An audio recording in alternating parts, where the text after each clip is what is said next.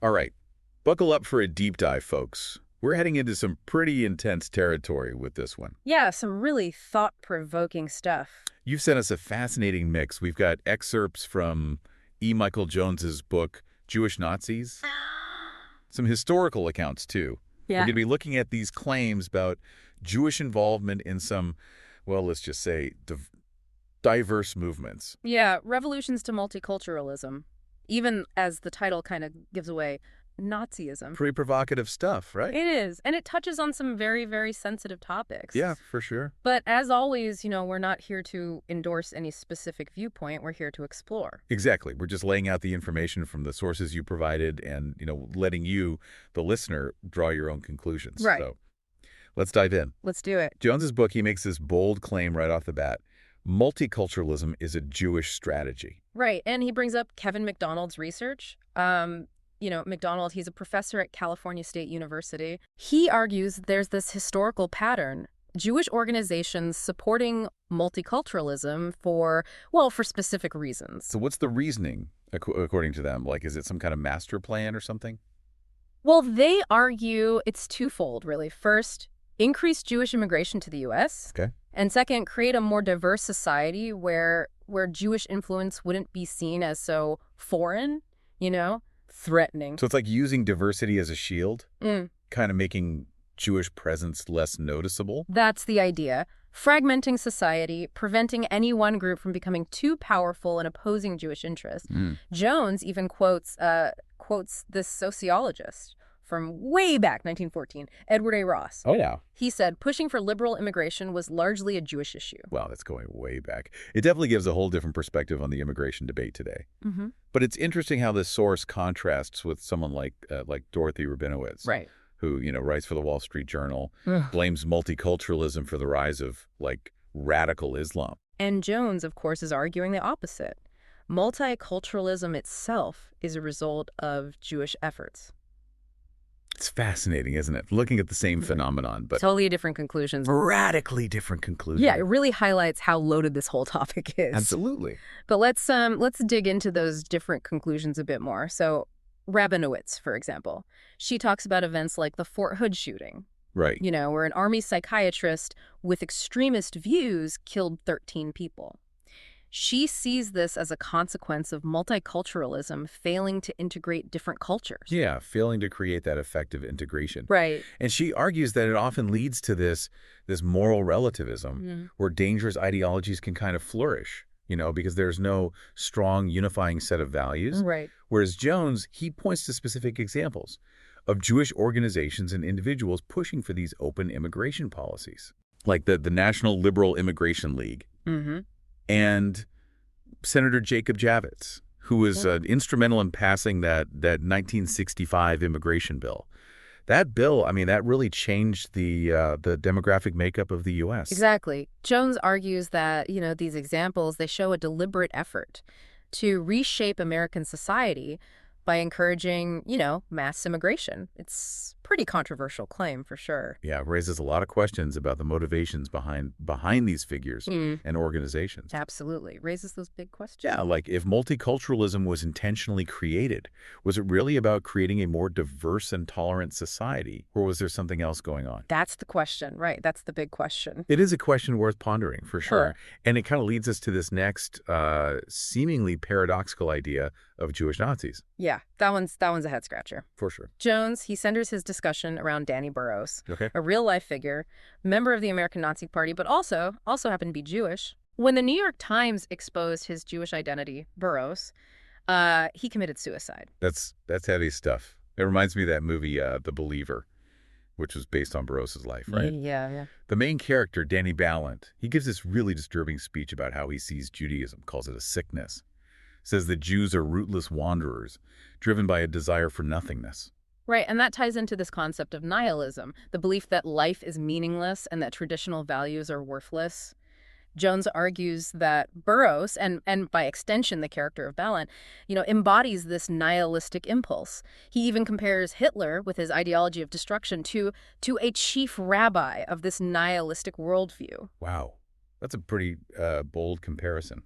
Is he suggesting that there's some kind of connection between Jewish nihilism and the horrors of Nazism? It's a provocative argument. He's essentially saying that by rejecting traditional religious structures, individuals like Burroughs, they become vulnerable to these dangerous ideologies that fill that void with hate and violence. So it's not really about being Jewish or Nazi. It's about this underlying nihilism that can lead people to these extremes. Exactly. And that raises the question, right? What happens when those traditional structures of meaning, of belonging, they collapse? What comes next? Is it inevitable that something destructive will take their place?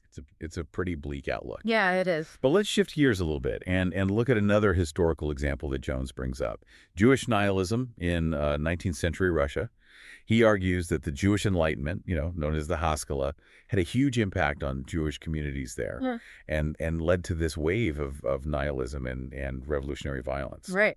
It's important to remember that the Haskalah, much like the Enlightenment in Europe, it challenged, that traditional religious authority. It sparked a desire for change, social and political change. But Jones argues that this rejection of traditional Jewish values without embracing something like Christianity led to this sense of emptiness, this tendency towards radical action. So he's saying the Haskalah backfired in a way. Instead of leading to a more enlightened and integrated Jewish community, it pushed some towards this nihilism and violence. That's his argument. And he points to several key figures in the Russian revolutionary movement who were Jewish. To illustrate this connection, one example is Mark Nathanson, prominent figure in the early revolutionary organizations. Okay. Jones describes him as embodying this mix of enlightened ideals and nihilistic tendencies. And there's also Aaron Zundalevich, who was deeply involved in the practical side of the revolutionary movement, especially with explosives. Dynamite. Yeah, Zundalevich, he was a fascinating figure. Jones quotes him as saying that he loved the nihilists, even more than his own Jewish people. That's right. And after the revolution, Zundalevich, he planned to leave Russia and settle in Germany, which is, interesting considering our discussion about Jewish Nazis. Yeah. It really highlights the complexities of identity and ideology during this period. So how does Jones tie all of this back to Jewish nihilism? What's the driving force behind this embrace of violence, according to him? He argues it was partly fueled by the Talmud, which he claims promotes this disregard for non-Jews and their moral codes. He suggests that this made it easier for Jewish revolutionaries to engage in violence against the Tsarist regime. That's a pretty strong accusation. It seems like he's painting a very specific and potentially controversial picture of Jewish thought and its influence on revolutionary movements. It's definitely a strong statement, and it's it's important to acknowledge that this is just one interpretation of history. We need to be careful about accepting these sweeping generalizations and make sure to consider other perspectives and historical analyses to gain a more balanced understanding of this complex period. Absolutely. And speaking of different perspectives, let's move on to a figure you might not expect to encounter in this discussion. Georg Ratzinger, the great uncle of Pope Benedict VI. Yeah, Ratzinger. This is where things take a really interesting turn. He was a Catholic priest and social critic who offered, a unique perspective on what was then called the Jewish question. His views contrast sharply with both Jones's arguments and MacDonald's ideas about Jewish evolutionary strategy. Okay. Intrigued. What did Ratzinger have to say about all this? Well, writing in 1892, he believed that the emancipation of Jews in Europe had led to their domination of the economy, but not because of any inherent racial superiority, like some people claimed. Interesting. So what was his explanation for this supposed economic dominance? He argued that Jewish business practices, driven by a lack of moral restraint, gave them an unfair advantage over Christians who were bound by a stricter ethical code. He was very critical of what he saw as the exploitation of the working class by Jewish financiers, and called for a return to a more Christian social order. Wow, that's a pretty strong statement. He's essentially advocating for government regulation of the economy to protect the common good from these supposedly predatory Jewish business practices. Exactly. He was particularly concerned about things like speculation and usury, which he saw as having a corrosive influence on Christian society. Yeah. It's fascinating to see how Ratzinger's critique of Jewish economic behavior it comes from a completely different angle than McDonald's, Yeah. who seems to admire their success. Ratzinger's focused on morality and cultural values, while McDonald is looking at it through an evolutionary lens. It's like a clash between a religious worldview and a scientific one, wouldn't you say? Absolutely, and yet they both agree that Jewish influence on the economy is a significant factor. It's so complex, this whole issue is. It highlights that complexity. And how different perspectives can lead to such a different conclusion. For sure. Yeah. We've got these contrasting views on Jewish involvement in multiculturalism, the economy. But Joe's also wants to look at modern day individuals who exemplify the complexities of Jewish identity.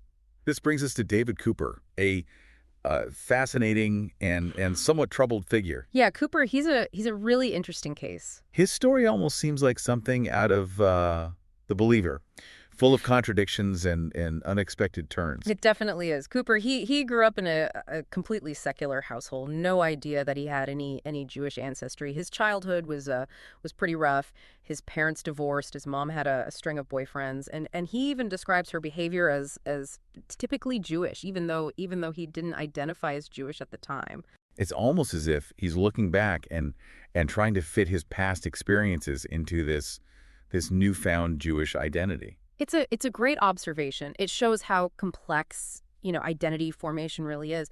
Cooper, he felt rootless, disillusioned with his family, with the world around him. So he started looking for answers in ideas about race, about ethnicity. And that's where Kevin McDonald enters the picture again. Right. Cooper read McDonald's work on Jewish influence, and he became convinced that race was the key to understanding everything. And then in a truly bizarre twist, he discovered through DNA testing that he was in fact Jewish. So he goes from having no Jewish identity to suddenly embracing it, but not in a religious or cultural way. It's more about this racial awareness, this feeling of belonging to a distinct group. Exactly. And what's even more surprising is that he joined a synagogue, not because he was, religious, but because he thought it would give him more credibility in speaking out against Jewish influence. So he's a self-proclaimed Jew who's also anti-Semitic. Yeah, he believes that Jews make the best anti-Semites. It echoes the sentiments of Samuel Roth, a Jewish writer from 1930s, right, who published a scathing critique of his own people titled "Jews Must Live." Like Cooper, Roth believed that Jewish behavior was the root cause of anti-Semitism, and that Jews were the only ones who could truly expose it. And like Roth, Cooper sees this Jewish hand in everything from the sexual revolution to the control of the media. He even blames Israel for pulling the U.S. into wars and building a military empire. So it's a worldview steeped in conspiracy theories and resentment towards Jewish power. But it's interesting how Jones connects Cooper's experience back to this larger argument about the church's failure to evangelize Jews. Right. He sees Cooper as this prime example of what happens when Jews are not offered the logos of Christianity. Yeah. In his view, the church has abandoned its mission to convert Jews, leaving them, adrift in a secular world that ultimately leaves them to embrace destructive paths. So we've got personal trauma, intellectual influences like McDonald, and this whole religious dimension all shaping Cooper's worldview. Yeah. It's a potent reminder that these issues are never simple. Yeah. Or straightforward. They are incredibly complex, and they raise some really crucial questions for you, for the listener. Yeah. If traditional institutions like the church, they fail to provide people with this sense of meaning and belonging, where do they turn to fill that void? Is it always something negative, or can it be a catalyst for positive change? Those are some really deep questions, and I think Cooper's story really highlights just how important they are. We've covered a lot of ground so far in this deep dive. We've explored Jones's claims about Jewish involvement in multiculturalism, revolutionary movements, and even Nazism. We've looked at historical examples, delved into the concept of Jewish nihilism, Yeah. and examined the contrasting perspectives of Georg Ratzinger and Kevin MacDonald.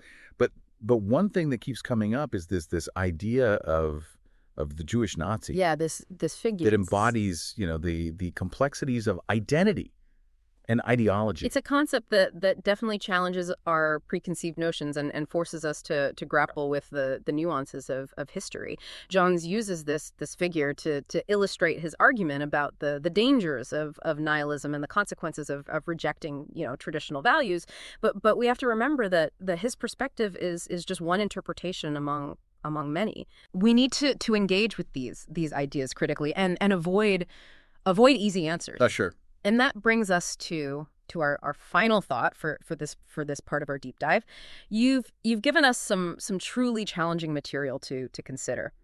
And as we've discussed, Jones presents a very, very particular and some might say provocative interpretation of history. Right. But within his narrative, there's a question that lingers even beyond the specific claims that he makes. Okay, I'm all ears. What is this lingering question? If we step back from the specifics of Jewish identity and look at the broader themes of belonging, of meaning, of purpose, Sure. a different kind of question emerges. If traditional structures like religious institutions, cultural norms, they fail to provide individuals with a sense of belonging and purpose, where do they turn to fill that void? So it's not just about Jews finding their place in the world. Right. It's a universal human dilemma. Exactly. We all crave meaning. We crave connection. And when those needs aren't met within traditional frameworks, we seek them elsewhere. Sometimes that search leads to positive outcomes, new communities, creative expressions, social movements that challenge the status quo. But sometimes, as we've seen in the examples we've discussed, it can lead to destructive paths, embracing ideologies that offer a sense of belonging, but at a terrible cost. So if those old structures continue to crumble, where do we go from here? What fills the void in a world where the old answers no longer seem to work? That's the question. That's the question we'll be exploring in the next part of our deep dive. Can't wait. A question that resonates with a lot of people today, I think. Searching for meaning and belonging in a world where the old institutions, the belief systems, they seem to be kind of losing their grip. For sure. And it seems like Jones is suggesting this search.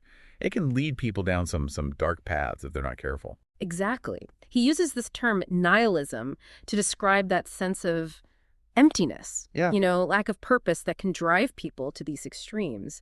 And he sees it as particularly potent in modern society where, those traditional values and religious beliefs, they're often questioned, rejected outright.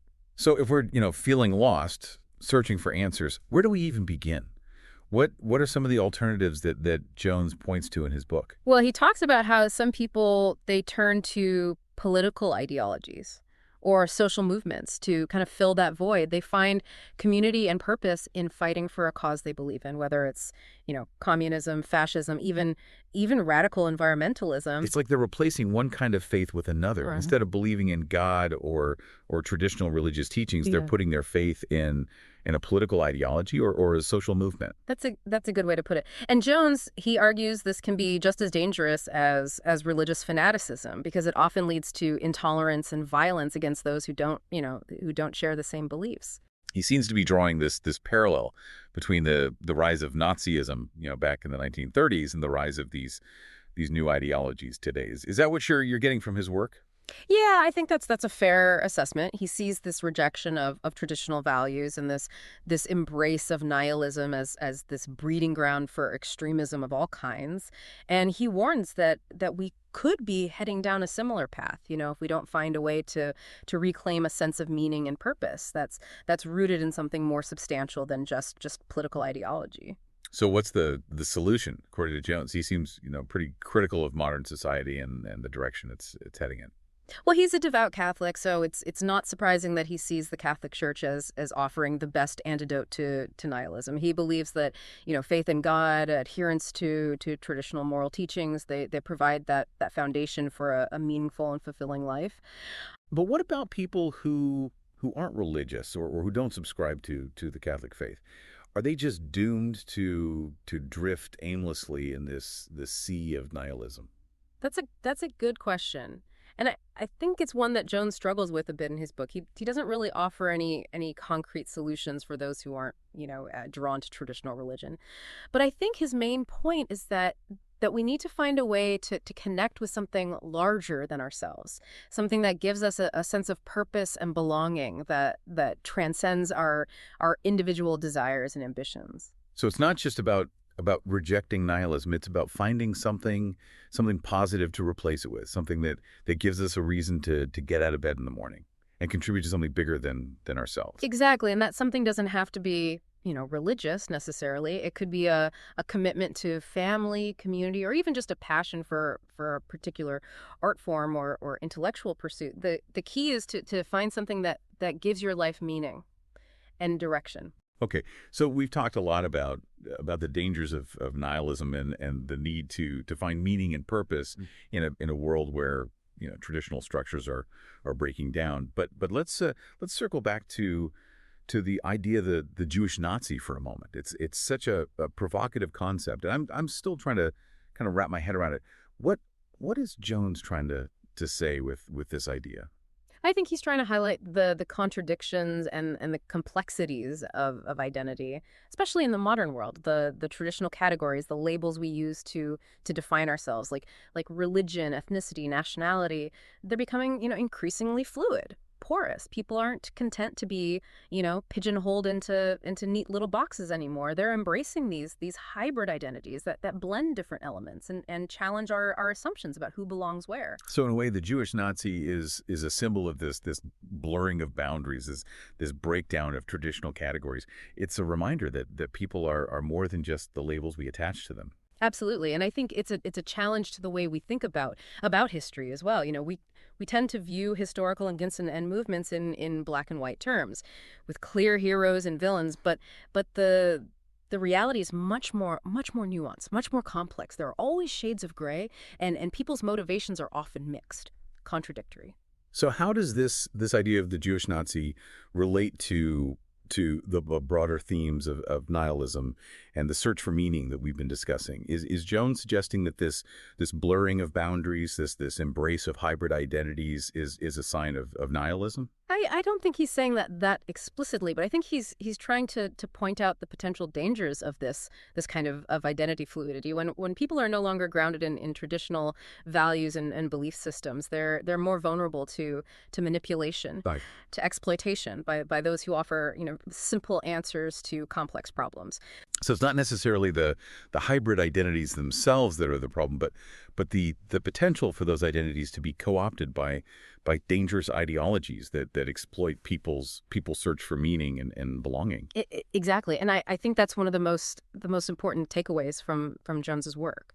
We need to be aware of the forces that are shaping our identities, our worldviews, and we need to be critical of the narratives that are being presented to us, whether they come from the left, the right, or anywhere in between. Okay, that makes sense. But let's not forget about the sources you provided. Aside from Jones's book, what are some of the other perspectives on these issues that we should be considering? Well, you mentioned Dorothy Rabinowitz earlier, and her critique of multiculturalism is certainly worth considering. She argues that multiculturalism often leads to this kind of moral relativism, where all cultures are seen as equally valid, even those that promote intolerance and violence. And she's concerned that this undermines the core values of Western civilization, and makes us more vulnerable to extremist ideology. Exactly, and she points to examples like the Fort Hood shooting, Yeah. and the rise of Islamic extremism in Europe as evidence of the dangers of multiculturalism. But isn't there a risk of essentializing entire cultures and religions based on the actions of a few individuals? Yeah. Not all Muslims are extremists, just like not all Germans were Nazis. That's a valid point, and I think it's important to avoid making sweeping generalizations about entire groups of people. But I think Rabinowitz's point is that we need to be honest about the challenges of integrating different cultures, Yeah. and that we need to be willing to defend our own values, our own traditions when they are threatened. Okay, so we have Rabinowitz's critique of multiculturalism on one hand. What about Kevin MacDonald? He seems to have a very, very different perspective on Jewish involvement in these social and political movements. Yeah, MacDonald is coming at this from an evolutionary psychology perspective. He argues that Jewish behavior, including their support for multiculturalism and immigration, it's driven by a subconscious desire to promote their own group interests. So he's not saying that Jews are consciously plotting to take over the world or anything like that. It's more about these deeply ingrained instincts that are driving their behavior. Exactly. He sees it as a natural evolutionary strategy for a minority group to try to weaken the dominant culture and Yeah. create a more diverse society where they can blend in and avoid persecution. It's a controversial theory to say the least, but it does offer a different way of understanding these issues, doesn't it? It does, and it's important to consider all of these different perspectives, even if we don't agree with them. The goal is to get a more nuanced, a more comprehensive understanding of the complexities of identity, ideology, and the search for meaning in the modern world. Okay, so we've covered a lot of ground, and I feel like we're just scratching the surface of these incredibly complex issues. Where do we go from here? What are some of the key takeaways that you hope listeners will walk away with? Well, I think one of the most important things to remember is that the search for meaning and belonging, it's a universal human experience. We all crave a sense of purpose, connection, and we all struggle to find our place in the world. And when traditional structures and belief systems fail to provide us with those things, we often turn to alternative sources of meaning, whether they be, political ideologies, social movements, or even just our own personal pursuits. And that's where the danger lies, according to Jones, right? Because these alternative sources of meaning can sometimes lead us down dangerous paths if we're not careful. Exactly. We need to be critical of the narratives that are being presented to us, and we need to be aware of the potential for manipulation, for exploitation, but we also need to be compassionate and understanding of those who are struggling to find their way in a world that can often feel chaotic and meaningless. So it's about finding a balance between critical thinking and empathy. We need to be discerning about the information we consume, the ideologies we embrace, but we also need to recognize that everyone is on their own journey, and that we all make mistakes along the way. Absolutely, and I think it's also important to remember that there's no one size fits all solution to the problem of nihilism. What works for one person may not work for another. The key is to find something that resonates with you personally, and that gives you a sense of purpose and direction in your life. Okay, that's helpful advice. But before we wrap up this part of our deep dive, I want to circle back to David Cooper's story for a moment. You mentioned earlier that he joined a synagogue, not out of religious conviction, but because he thought it would give him more credibility as an anti-Semite. What happened after he joined? Did he find what he was looking for? Well, that's where things get even more interesting. According to Jones, Cooper, he discovered that most of the congregation, including the rabbi, were atheists. Wait, what? A synagogue full of atheists? That doesn't make sense. It does seem paradoxical, doesn't it? No, But it highlights the complexities of Jewish identity in the modern world. For many Jews, especially in secular societies like the United States, Judaism is more about cultural and ethnic identity than religious belief. So they may not believe in God or follow traditional religious practices, but they still identify as Jewish based on their heritage and their shared history. Exactly. And this revelation, it further solidified Cooper's belief that Judaism was inherently nihilistic. He saw it as confirmation of his own growing disillusionment with organized religion and his turn towards racial identity as a source of meaning. It's almost as if In rejecting traditional religious belief, he was searching for a new kind of faith, Yeah. one based on the immutable truth of his DNA. And that's where the danger lies, according to Jones, when faith is rooted in something as fixed, as absolute as race, it can easily lead to intolerance and exclusion. It's a reminder that our search for meaning and belonging, it needs to be guided by something more than just our biology. We need a framework that transcends our individual differences and connects us to something larger than ourselves. And for Jones, that framework is Christianity. He sees the church as the antidote to the nihilism that he believes plagues modern society. But even if we don't share his religious convictions, the challenge remains. How do we find meaning and purpose in a world where traditional structures are crumbling? How do we build bridges of understanding across cultural divides and create a society where everyone feels a sense of belonging? That's a question that goes far beyond the scope of this deep dive. Yeah. But it's one that we all need to wrestle with. Absolutely. And as we move into the final part of our discussion, I think it's important to keep this question in mind. If the structures that once provided meaning and purpose, if they continue to crumble, where will you, the listener, seek those essential elements of human experience? What will fill the void in a world where the old answers no longer suffice? That's a powerful question to ponder, and I hope our listeners will join us for the final part of this deep dive as we continue to explore these complex and challenging issues.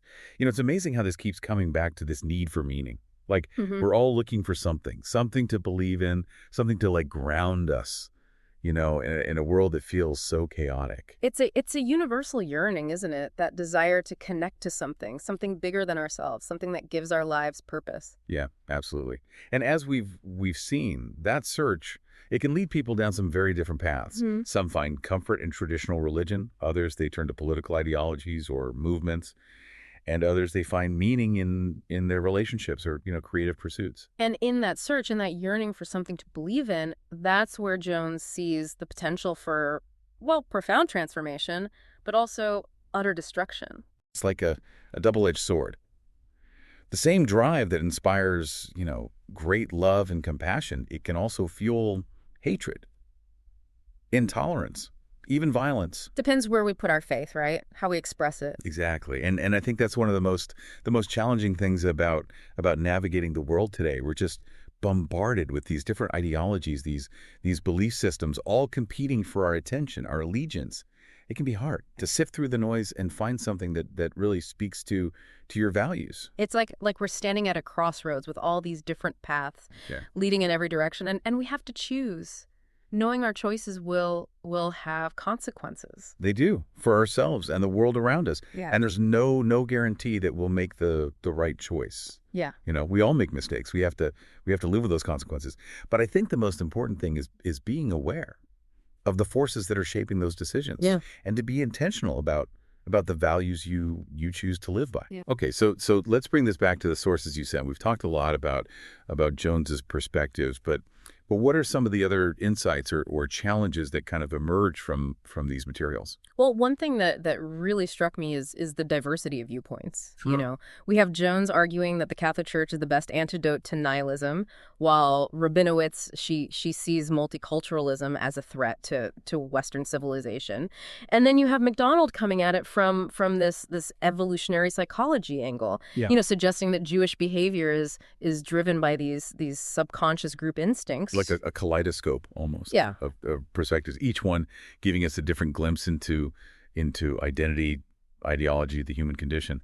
But how do we make sense of it all? Like, how do we find our own truth amidst all this conflicting information? That's the big question, isn't it? And I don't think there's any easy answer. But I think the first step is being willing to engage with these different perspectives, even if they challenge your own beliefs, your own assumptions. We need to listen to each other, try to understand where each other is coming from, and be open to the possibility that you might learn something new. That's a great point. It's so easy to just stay in our own little echo chambers, surrounded by people who think just like us. But but that doesn't really help us grow or understand the world better. It doesn't. We need to step outside those comfort zones, be willing to engage with people who have different perspectives, and be willing to challenge your own beliefs. So it's about humility, Mm-hmm. curiosity, and a willingness to learn from each other, even when you disagree. Absolutely. And I think that's ultimately what this deep dive has been about. It's not about finding those definitive answers or declaring one perspective to be right and the others, wrong. It's about exploring these complex issues together, grappling with the challenges they present, and hopefully coming away with a deeper understanding of ourselves and the world around us. I think that's a perfect note to end on. Yeah. We've covered a lot of ground in this deep dive, and I want to thank you, the listener, for joining us. And remember, the conversation doesn't have to end here. We encourage you to keep exploring these issues, to seek out, diverse perspectives, and to engage in thoughtful dialogue with those around you, because it's through these conversations, these exchanges, that we can begin to bridge the divides that separate us and build a more just, more compassionate world. Beautifully said. And until our next deep dive, keep those minds curious and keep searching for those deeper truths